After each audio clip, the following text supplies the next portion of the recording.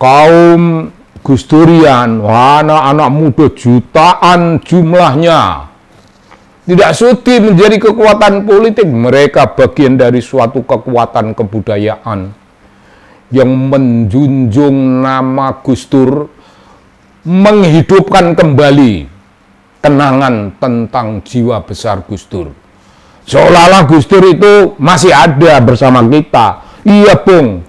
Orang yang dekat Gus Dur macam saya itu baru sadar, kadang-kadang ya baru sadar Gus Dur itu memang sudah tidak ada.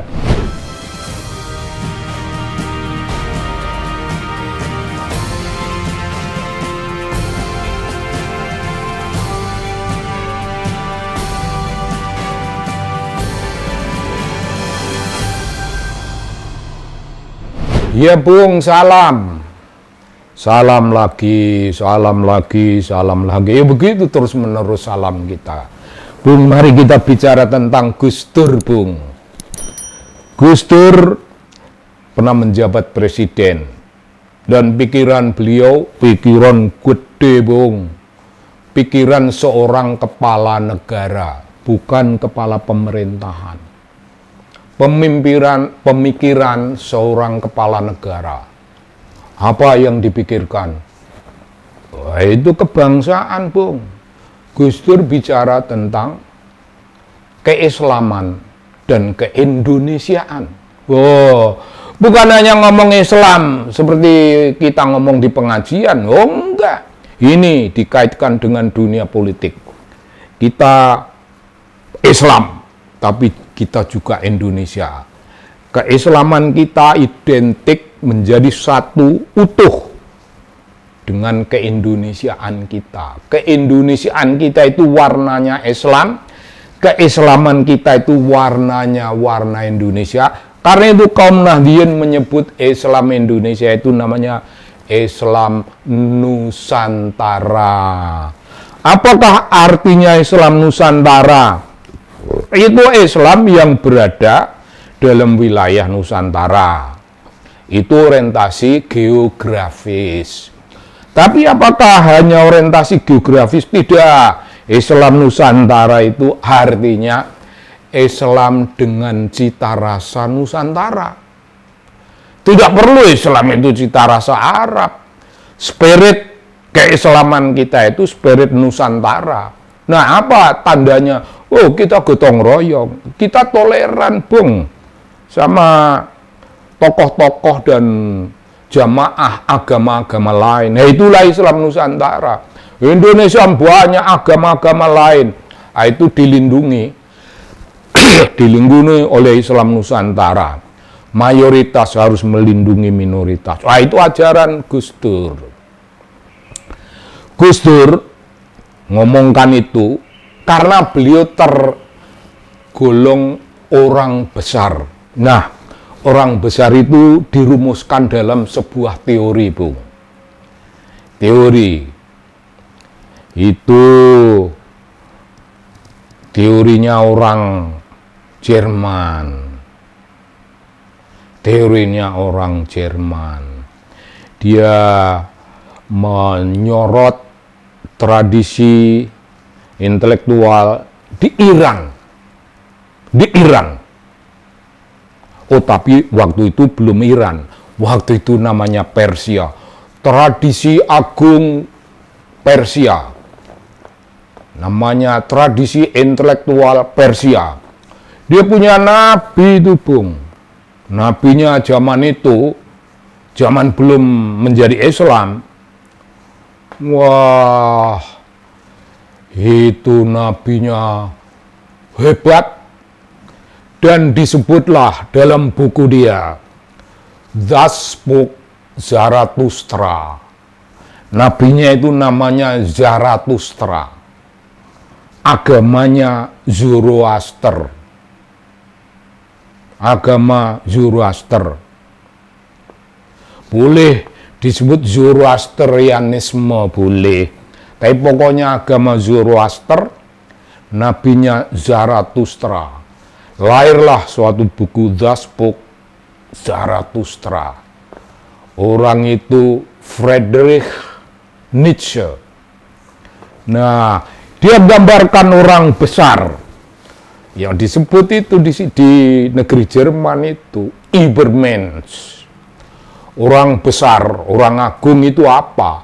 Itu orang yang bukan sekedar penerima warisan tradisi dari nenek moyang, dari leluhur. Tidak. Dia membuat tafsir atas hidupnya sendiri. Beda dari sekedar penerima tradisi nenek moyang. Dia pencipta tradisi, mencipta hal-hal besar dan diwariskan. Nah, itu gagasan Nietzsche, Friedrich Nietzsche, tentang Das Buch Zarathustra. Apakah Gus Dur termasuk orang besar semacam itu? Oh iyalah. Gus Dur itu punya warisan dari kakeknya, dari mbahnya, Hadratus Syekh. Hadratus Syekh itu punya dalil hubul waton minal iman. Wah. Cinta tanah air itu bagian dari iman. Gus Dur tidak pernah satu kali pun dalam forum apapun menyebut hubul waton minal iman. Yang disebut oleh Gus Dur ialah keislaman dan keindonesiaan. Yang disebut oleh Gus Dur ialah toleransi mengayomi penganut agama lain, artinya mengayomi keindonesiaan. Artinya Gus Dur itu membangun negeri kita, itulah nation building dalam bahasa Bung Karno. Nation building dalam bahasa Bung Karno. Nation building dalam bahasa Bung Karno. Gus Dur punya bahasa sendiri. Nah, bedanya Bung, Gus Dur itu besar dalam kebesarannya. Ada orang yang menganggap dirinya besar dalam kekerdilannya. Gimana itu Bung? Besar dalam kekerdilannya. Itu ambisi, itu gagasan-gagasan, itu pikiran-pikiran melambung-lambung. Pikiran yang melankolik, pikiran yang menganggap dirinya orang besar. Orang yang macam itu punya pengagum, namanya apa? Namanya termul. Gus Dur tidak punya termul. Tidak ada orang yang menjilat-jilat Gus Dur. Tapi begitu Gus Dur wafat, saat itu komunitas kaum Nahdliyin memproklamirkan memang beliau adalah wali. Lama sebelumnya sudah dikemukakan orang, Gus Dur itu wali. Ya, kalangan Masumi masa lalu dan kalangan yang namanya Muhammadiyah tidak percaya pada kewalian dan tidak mau percaya bahwa Gus Dur itu wali. Tapi Dawam Raharjo dan Muslim Abdurrahman, dua-duanya belakangan sesudah Gus Dur tidak ada, bilang memang Gus Dur itu wali. Akhirnya begitu Bung, dua tokoh Muhammadiyah itu akhirnya wali. Saya Muhammadiyah, tapi dari awal saya udah percaya Gus Dur itu wali. Karena saya mengerti sifat nyentriknya itu nyentriknya wali.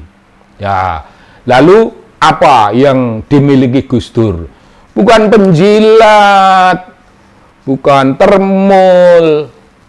Gus Dur punya warisan. Lahirnya kekuatan generasi muda yang namanya Gus Durian. Gus Durian itu orang yang tidak memuji Gus Dur in person, tapi mengagumi gagasan-gagasan besar dalam keislaman Gus Dur dan keindonesiaan Gus Dur. Kaum Gus Durian, anak-anak muda jutaan jumlahnya. Tidak sudi menjadi kekuatan politik, mereka bagian dari suatu kekuatan kebudayaan yang menjunjung nama Gus Dur, menghidupkan kembali kenangan tentang jiwa besar Gus Dur. Seolah-olah Gus Dur itu masih ada bersama kita. Iya, Bung. Orang yang dekat Gus Dur macam saya itu baru sadar, kadang-kadang ya baru sadar Gus Dur itu memang sudah tidak ada. Tapi kalau kita berada di tengah-tengah kaum Gus Durian, para pendukung Gus Dur, para pemuja Gus Dur sebagai pemikir, bukan Gus Dur sebagai orang. Pikiran-pikiran Gus Dur ke-Indonesiaannya, keislamannya, toleran, dan memberi nuansa nyaman kepada kalangan yang namanya kaum etnis Cina khusus. Wow, kaum etnis Cina itu dijunjung tinggi oleh Gus Dur. Dijunjung tinggi oleh Gus Dur dengan perlindungan-perlindungan.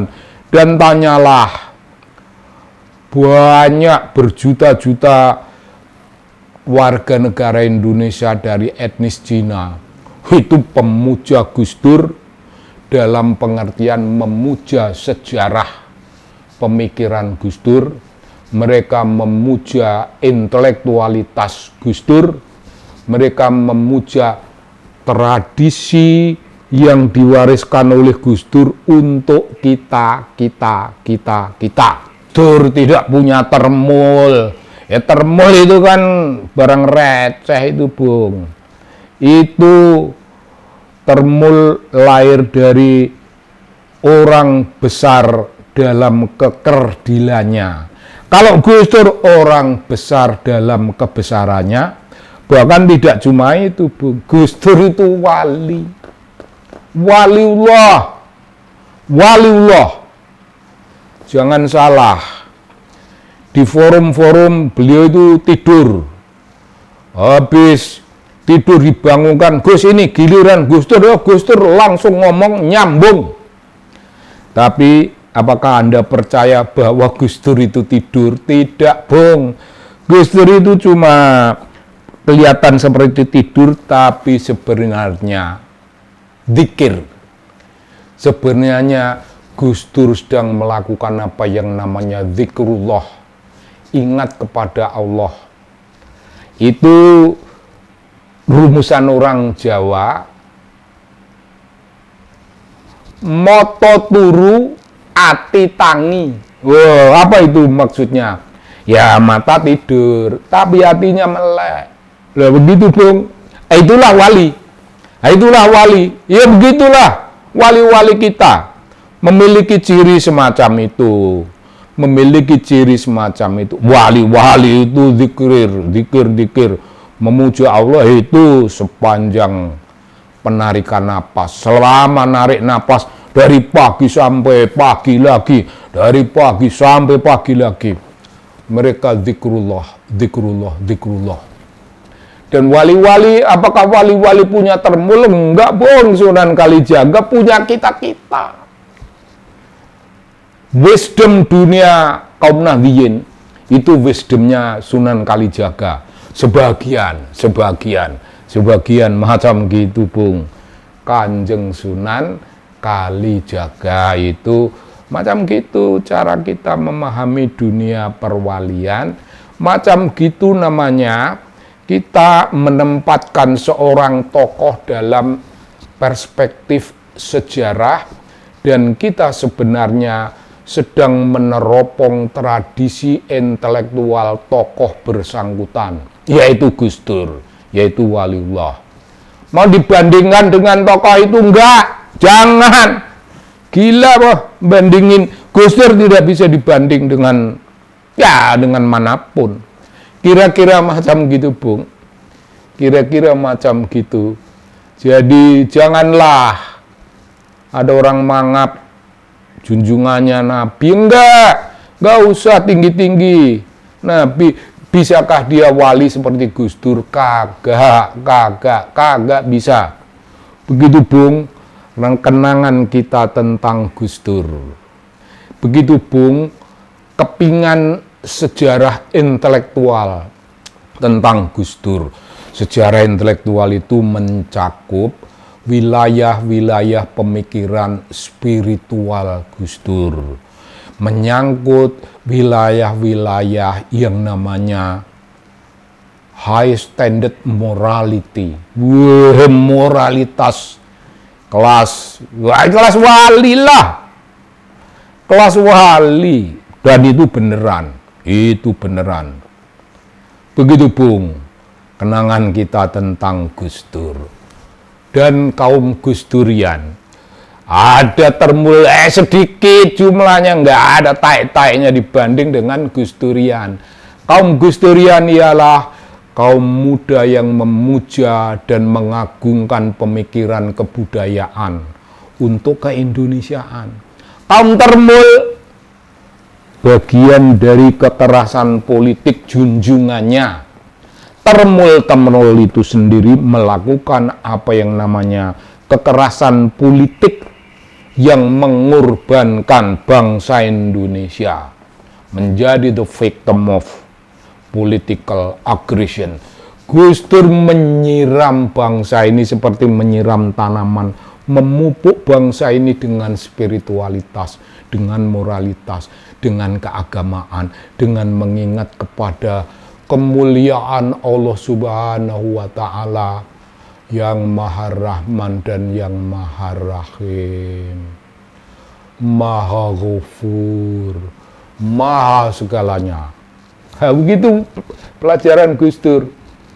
Mau bandingkan sama gitu? Termul nggak malu melihat ada namanya Gus Durian. Gus Durian nggak minta jatah duit dari mana, kagak. Mandiri. Berjuang di bidang, di wilayah kebudayaan dan moralitas keagamaan. Ya kira-kira begitu Bung. Salam dari TV Anak Bangsa.